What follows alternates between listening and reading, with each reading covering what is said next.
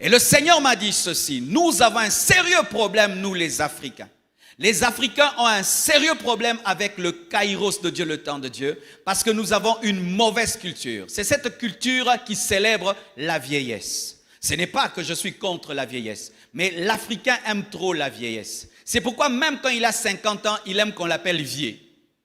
Tu vois ? Si seulement il se marie, il a un enfant, il faut qu'on l'appelle tout le temps papa. Si tu l'appelles pas papa, c'est comme si tu as péché. Il aime trop être vieux. Il aime être pépé avant même d'être pépé. Un Africain à 60 ans n'a plus de projet. Son projet, c'est mourir. C'est pourquoi tu le vois à 60 ans, il commence à vendre les parcelles et les maisons parce qu'il attend la mort. Mais à 60 ans, un blanc, c'est quand il commence la vie. Tu le vois même, il fait le footing, il fait le marathon, il commence des projets. Alléluia. Mais l'Africain à 60 ans, s'il n'a rien fait, il s'enterre. Alors que la vie peut commencer à 60 ans. Frère, tu peux faire des grandes choses à 60 ans. J'aimerais parler à quiconque ici à 60 ans. Tu peux commencer une entreprise, tu peux commencer un ministère. Et si même tu es célibataire, tu peux te marier. Tu peux te marier à 60 ans. Oui, tu peux te marier à 60 ans. Tu peux faire des grandes choses à 60 ans. Souvent, l'Africain ne prévoit pas sa vieillesse. Il ne voit rien. Il voit seulement, il n'a pas de dents.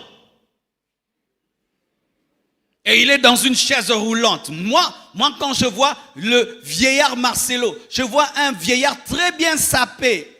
Je vois en train d'écrire des livres et tenir des conférences. Et si je n'aurais pas la force de vibrer comme ça, donnez-moi une chaise, je vais parler. Et si j'aurais pas le temps de voyager, je vais tenir des émissions. Alléluia. Et si j'aurais plus la force de prêcher 4 cultes, j'aurais une émission, je suis assis de manière confortable et je reçois les grands de ce monde et je les influence. Mais j'ai un projet pour ma vieillesse, de soutenir les jeunes, d'aider les jeunes, de faire des grandes choses, d'opérer dans la sagesse, d'opérer dans l'intelligence.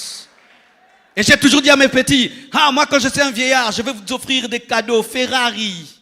Mais je ne serai pas là en train d'attendre que mes enfants me donnent tout le temps. Non, c'est ça le projet de ma vieillesse. Frère, as-tu un projet?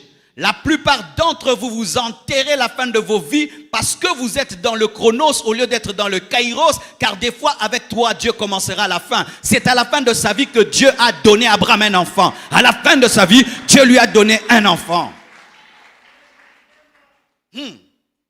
Lorsque Sarah se regardait, pour elle, elle était au soir de sa vie. Mais quand Dieu regardait Sarah, elle était jeune. C'est pourquoi il lui a fait des promesses de jeunesse. Elle a souri parce qu'elle était dans le chronos alors que Dieu était dans le kairos. Frère, lorsque Dieu te promet, il ne regarde pas ton âge, il regarde son temps. Et il peut te faire des promesses des jeunes alors que tu es un vieillard. Parce que pour lui, il a la capacité de renouveler ta force. N'est-il pas écrit que Élie courait avec les chars alors qu'il était vieux? Pourquoi? Parce qu'il était jeune.